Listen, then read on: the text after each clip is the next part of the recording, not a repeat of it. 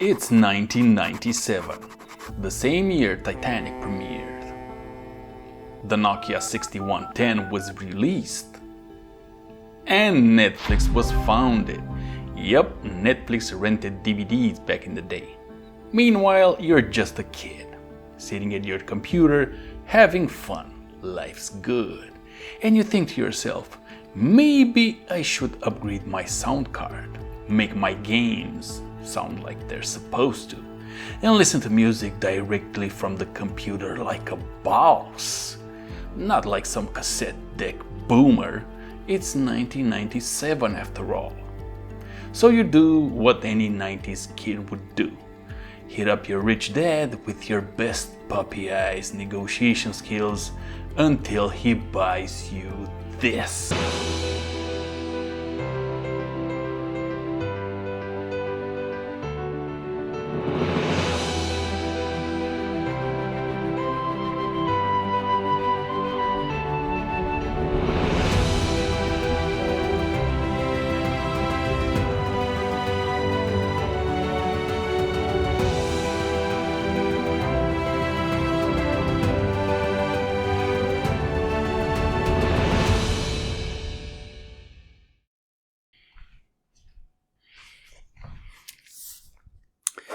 Now this sound card is reaching almost 30 years, and you're probably thinking that it's like any other old school audio gear, like those beefy amps that you need a forklift to move. And you're probably inclined to use phrases like, they don't make them like they used to. And regarding this sound card, you'd be wrong. You've never been more factually wrong.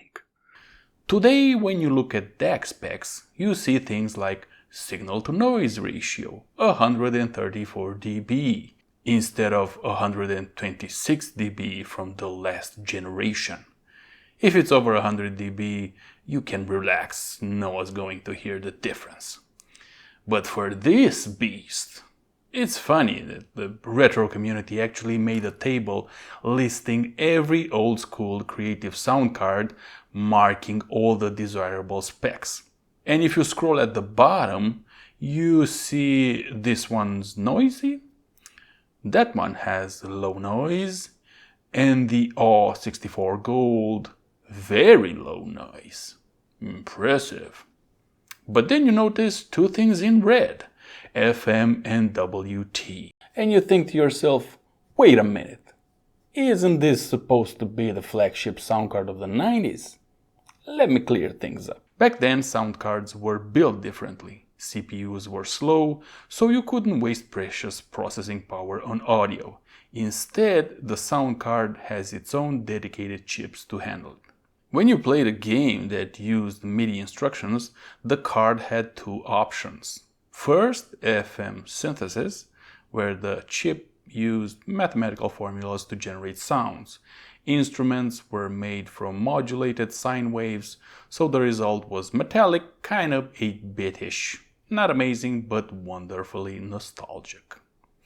Second, the wavetable synthesis, where pre-recorded instrument samples were stored in RAM or ROM and played back directly. For example, play note C4 instrument violin, and then it pulls that from the wavetable, an actual recording of a violin.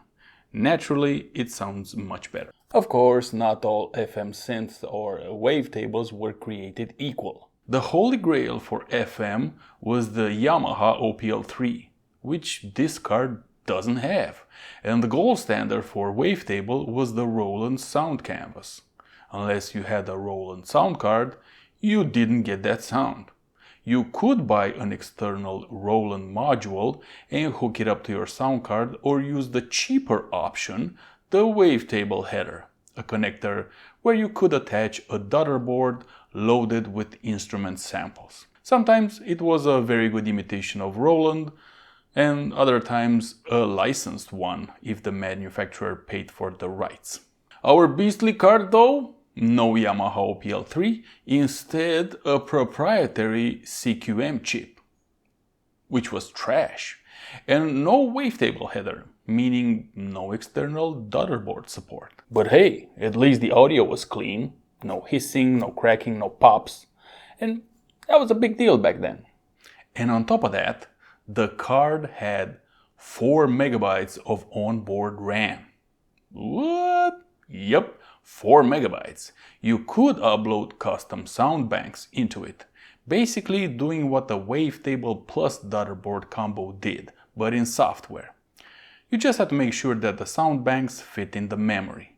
If 4 megabytes wasn't enough, you could get RAM expansion boards that bumped it up to 28 megabytes. Now keep in mind, this card cost around $250 and the 28 megabyte memory upgrade was about $150. Combined, that's roughly $800 in today's money. And speaking of today, don't think that these cards are cheap now.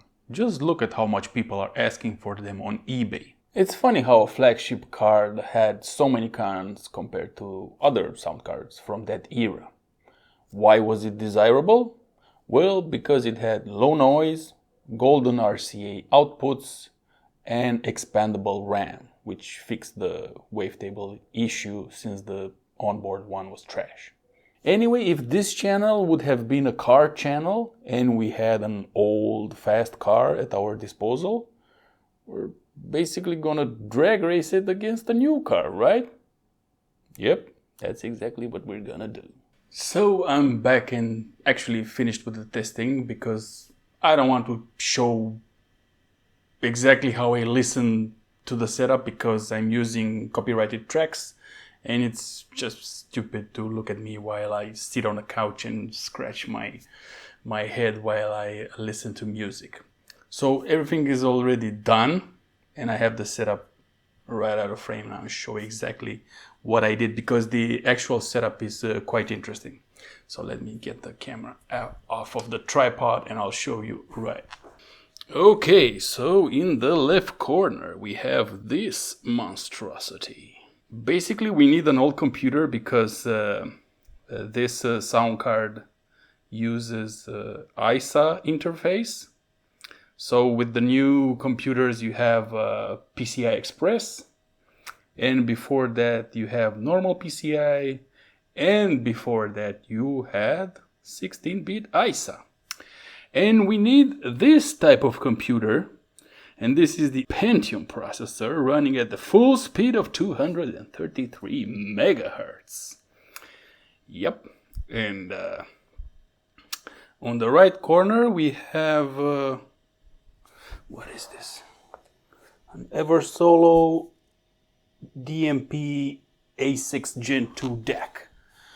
Now, basically this is current generation DAC, and if you want to compare specs, basically this one doesn't have rated specs. They rated the DAC at 20-bit, but actually in Windows you can only use 16-bit, so I don't know if it's a software limitation or just bad marketing. That one of course is 32-bit whatever, 768 kilohertz, whatever numbers. This one I estimate the signal to noise ratio is like 90 dB or maybe lower, and the THT is probably around 0.3, 0.4 I estimate. This one is like the new one, 0.0000 something THT. And yeah, so basically the setup is as follows. So I got some wave files from hdtracks.com, and I basically uploaded the wave file to this Windows 95 PC and my media PC, my current generation computer, which is hooked up to that DAC via USB. And I connected them both to that amp, and basically, let me get the remote. So basically one is hooked up to line 1 and the other to line 2. So when I start the test, I press play on both this computer and this computer at the same time, and the track plays in the same fashion, and I just switch from line 1 to line 2 to switch between the two, and I have to guess which one is which. And if you all remember, in the past I did a blind test between, the comparison was about a speaker with expensive crossover components, and the other one was with cheap crossover components. And I couldn't tell the difference. I mean, I could tell there was a difference, but I preferred the cheap one for some reason. So you can imagine I was quite anxious to do this test, because we have that's an expensive deck over there. It's a $1,000 deck, and the opponent, it's basically a card from 30 years ago. I mean, it was top of the line back then, but now it's pretty bad. So I was afraid I couldn't tell the difference, because if this time I couldn't tell the difference, there is clearly something wrong with either my setup, with my ears, or there's something wrong with the audio industry. Probably there's something wrong with all three. So, fortunately, I am happy to report that the difference was so significant that if you gave me, like, I don't know, 1,000 iterations, I could tell with 100% accuracy which one is which. Because I want to clear up something, because I didn't mention it.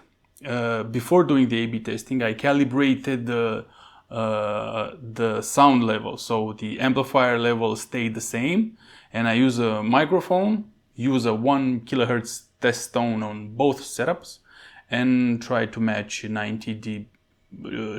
I matched the 90 dB on both setups. So using the volume sliders from the source and not the amp. So that way they are level matched in 1 kilohertz, and whatever difference is on the frequency spectrum is because you have bad frequency response, if it's an imbalance over there. So there is a clear difference. The Sound Blaster card sounded softer, tinier, no bass, the other one had some zing, some sparkle. I don't know, the difference is so large that I don't know. So if you want to buy a sound card, don't buy this one from 1997, because it's pretty bad. It's cool though. I mean, if you want to buy it for games and such, for old games, but for listening to music, it's a very bad option. Please choose something else. Don't choose this card.